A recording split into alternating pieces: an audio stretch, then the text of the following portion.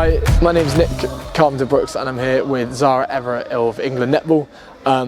We're going to look today using some EAB at one of the ways that we can strap a thumb injury in netball. So what you want to do is have your athlete open up their hand as if they're going in for a handshake, okay,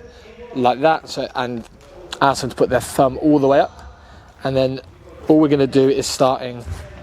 on the wrist here, we're going to wrap round once, nice and light around the wrist, and then with their thumb all the way up, we're then just going to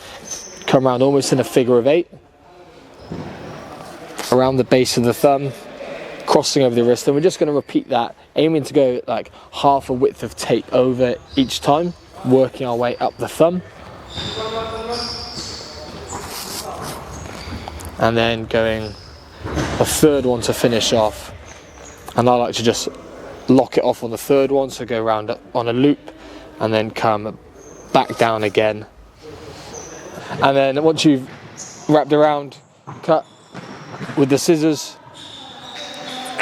close it off, and there you have one way to strap a thumb.